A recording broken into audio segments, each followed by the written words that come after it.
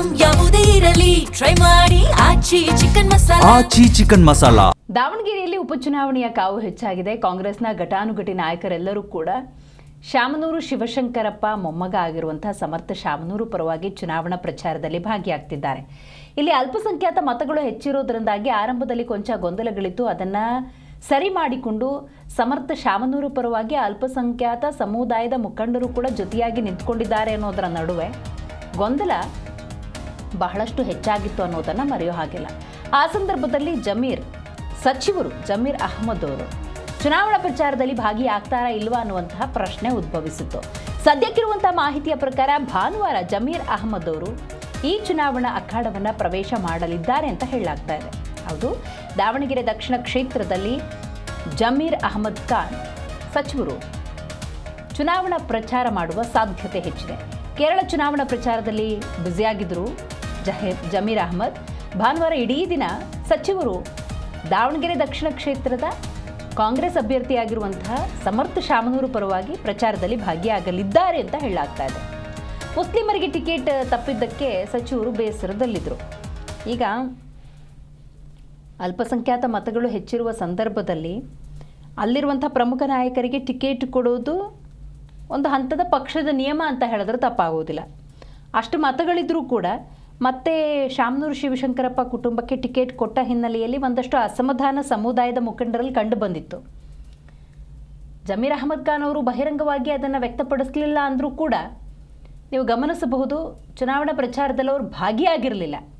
ಈಗ ಭಾನುವಾರ ಬರ್ತಾರೆ ಅನ್ನುವಂಥ ಮಾಹಿತಿ ಇದೆ.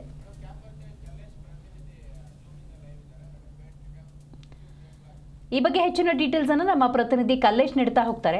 ಕಲ್ಲೇಶ್, ಭಾನುವಾರ ಬಹುತೇಕ ಸಚಿವ ಜಮೀರ್ ಅಹ್ಮದ್ ಖಾನ್ ಅವರು ಚುನಾವಣಾ ಪ್ರಚಾರಕ್ಕೆ ಬರ್ತಾರೆ ಅನ್ನುವಂಥ ಮಾಹಿತಿ ಇದೆ.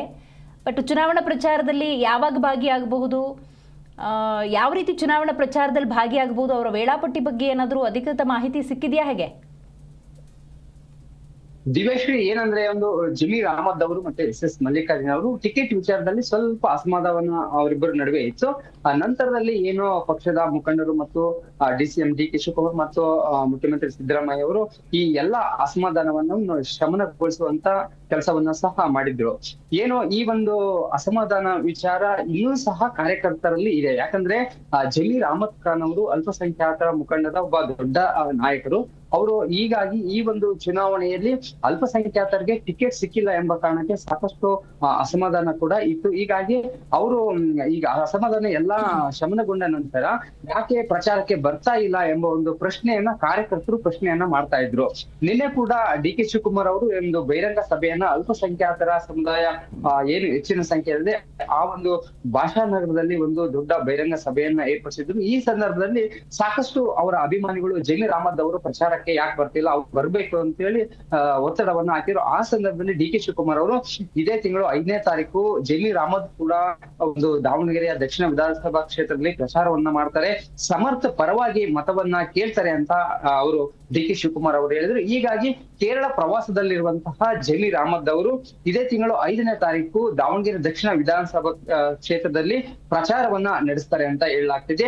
ಜಮೀರ್ ಅಹ್ಮದ್ ಅವರು ಈ ಒಂದು ಕ್ಷೇತ್ರಕ್ಕೆ ಬಂದು ಪ್ರಚಾರವನ್ನ ನಡೆಸಿದ್ರೆ ಮತ್ತಷ್ಟು ಮತಗಳು ಹೆಚ್ಚಾಗುವ ಸಾಧ್ಯತೆ ಕೂಡ ಇದೆ. ಯಾಕಂದ್ರೆ ಜಮೀರ್ ಅಹ್ಮದ್ ಅವರಿಗೆ ತನ್ನದೇ ಅಂತ ಒಂದು ಅಭಿಮಾನ ಬಳಗ ಇದೆ ಮತ್ತು ಏನೋ ಒಂದು ಅಲ್ಪಸಂಖ್ಯಾತರ ಒಬ್ಬ ಪ್ರಮುಖ ನಾಯಕ ಆದ ಕಾರಣ ಅವರು ಈ ಒಂದು ದಕ್ಷಿಣ ಕ್ಷೇತ್ರದಲ್ಲಿ ಅನಿವಾರ್ಯವಾಗಿಯೂ ಸಹ ಬರಲೇಬೇಕಾಗುತ್ತೆ. ಯಾಕಂದ್ರೆ ಈ ಒಂದು ಕ್ಷೇತ್ರವನ್ನ ಗೆಲ್ಲಬೇಕಂದ್ರೆ ಕಾಂಗ್ರೆಸ್ ಅಲ್ಪಸಂಖ್ಯಾತರ ಮತಗಳು ನಿರ್ಣಯವಾಗಿರುವುದರಿಂದ ಜಮೀರ್ ಕೂಡ ಸಹ ಒಬ್ಬ ದೊಡ್ಡ ಸೆಲೆಬ್ರಿಟಿ ಅಂದ್ರೆ ತಪ್ಪಾಗಲ್ಲ ಅಂತಾನೆ ಹೇಳ್ಬೋದು. ಹೀಗಾಗಿ ಇದೇ ತಿಂಗಳು 5ನೇ ತಾರೀಕು ಸಹ ಜಮೀರ್ ಅಹ್ಮದ್ ಅವರು ದಾವಣಗೆರೆಗೆ ಬಂದು ಅಲ್ಪಸಂಖ್ಯಾತರ ಮತಗಳನ್ನ ಓಲೈಕೆ ಮಾಡ್ತಾರೆ ಮತ್ತು ಏನು ಅಸಮಾಧಾನ ಇತ್ತು ಆ ಅಸಮಾಧಾನ ಇಲ್ಲ, ನಾವು ಕಾಂಗ್ರೆಸ್ ಪಕ್ಷದಲ್ಲಿ ಒಗ್ಗಟ್ಟಾಗಿದ್ದೇವೆ ಅಂತ ಹೇಳಿ ಅವರು ಸಹ ಈ ಒಂದು ದಕ್ಷಿಣ ಕ್ಷೇತ್ರದಲ್ಲಿ ಪ್ರಚಾರವನ್ನ ಕೈಗೊಳ್ಳುವ ಸಾಧ್ಯತೆ ಇದೆ ಮತ್ತು 5ನೇ ತಾರೀಕು ಸಂಪೂರ್ಣವಾಗಿ ಇಲ್ಲೇ ಇರ್ತಾರೆ 2 ದಿವಸ ಅಂತ ಕೂಡ ಮಾಹಿತಿ ಇದೆ.